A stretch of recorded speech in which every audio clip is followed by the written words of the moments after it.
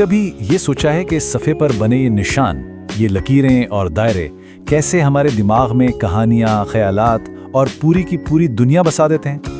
ये एक ऐसी तब्दीली है जिसे हम अक्सर मामूली समझते हैं, लेकिन सच तो ये है कि ये इंसानी जहानत के सबसे बड़े कमालात में से एक है। तो सवाल ये है कि ये होता कैसे है? इन सादा सी लकीरों और दायरों में आखिर मायने कहाँ से आ जाते हैं? आइए मिलकर इस राज से पर्दा उठाते हैं। जवाब आपको शायद हैरान कर दे, ये बहुत सादा सा है लेकिन गहरा भी है। पढ़ना असल में एक खुफिया कोड को समझने जैसा है, और एक बार ये कोड समझ आ जाए तो अल्फाज की एक पूरी कायनात हमारे सामने होती है।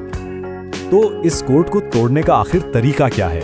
खुशकिस्मती से इसका एक बाकायदा निज़ाम है, एक नाम है, और इसे समझना ही पढ़ना सीखने की पहली और सबसे अहम सीढ़ी है। और इसका नाम है फोनिक्स। समझें कि ये इस कोड की रोल बुक है। फोनिक्स हमें सिखाता है कि हर निशान यानी हर हर्फ एक खास आवाज से जुड़ा हुआ है। ये लिखी हुई तहरीर और बोली जाने वाली आवाज के बीच एक पुल बनाता है। तो ये सफर शुरू कहाँ से होता है? बिल्कुल बुनियाद से।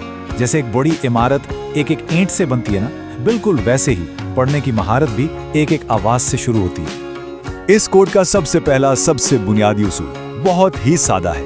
एक हर्फ, एक आवाज। बस इस उसूल को समझना ही कोड को तोड़ने की पहली चाबी है। आइए इसको अमल में देखते हैं। हमारे पास 3 हर्फ हैं। सी, इसकी आवाज है क, फिर है ए, इसकी आवाज है अ, और आखिर में टी, जिसकी आवाज है ट। अब जब हम इन आवाजों को जोड़ते हैं क, अ, ट, तो क्या बनता है? कैट। देखा? बस इसी तरह निशान आवाज बनते हैं और आवाजें मानी। और यही खूबसूरत पैटर्न हर जगह काम करता है। देखें, BAT ये मिलकर बनाते हैं बैट। इसी तरह SUN बन गया सन। आवाजों को जोड़ने का ये सादा सा काम ही दरअसल पढ़ने की मजबूत बुनियाद डालता है। लेकिन कहानी यहाँ खत्म नहीं होती। जैसे ही हम इस कोड में थोड़ा सा आगे बढ़ते हैं ना, एक नया मोड़ आता है। पता चलता है कि हर्फ हमेशा अकेले काम नहीं करते, कभी कभी वो टीम बना लेते हैं। और यहीं से बात असल में दिलचस्प होना शुरू होती है। जब 2 हर्फ एक साथ आते हैं तो क्या होता है? क्या वो अपनी अपनी आवाजें निकालते हैं या कुछ बिल्कुल नया होता है?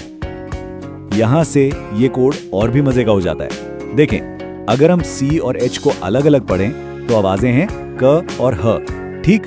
लेकिन जब ये दोनों इकट्ठे हो जाते हैं तो एक बिल्कुल नई आवाज बनाते हैं, च। ये एक नई टीम है जिसका अपना एक नया उसूल है।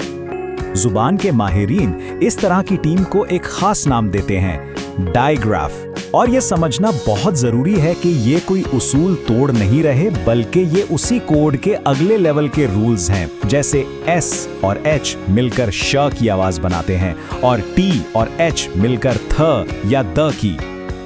और ये हमारी रोजमर्रा की जबान में हर जगह है। देखें, च की आवाज आयर से मिलती है तो बनता है चेयर, श की आवाज ओ से मिलती है तो बनता है शो। इससे पता चलता है कि ये कोड कितना डायनामिक है। तो ठीक है, हमने कोड के कुछ बुनियादी असूल तो सीख लिए, लेकिन सिर्फ असूल जानना ही काफी नहीं होता है ना। असल महारत तो प्रैक्टिस से आती है। तो आइए देखते हैं कि ये महारत पक्की कैसे होती है। देखें, सबसे अहम बात यह है कि जो इल्म हमने सीखा है, इसे अमली महारत में बदलने के लिए बार बार मश्क की जरूरत होती है। ये बिल्कुल वैसे ही है जैसे साइकिल चलाना सीखना या कोई म्यूजिक इंस्ट्रूमेंट बजाना। प्रैक्टिस के बगैर कुछ नहीं होता। तो चलें एक छोटा सा टेस्ट हो जाए। जो कुछ अभी सीखा है इसे आजमा कर देखते हैं। स्क्रीन पर मौजूद अल्फाज में से कौन सा लफ्ज च की आवाज से शुरू होता है? ऑप्शंस हैं कैट, चेयर और सन।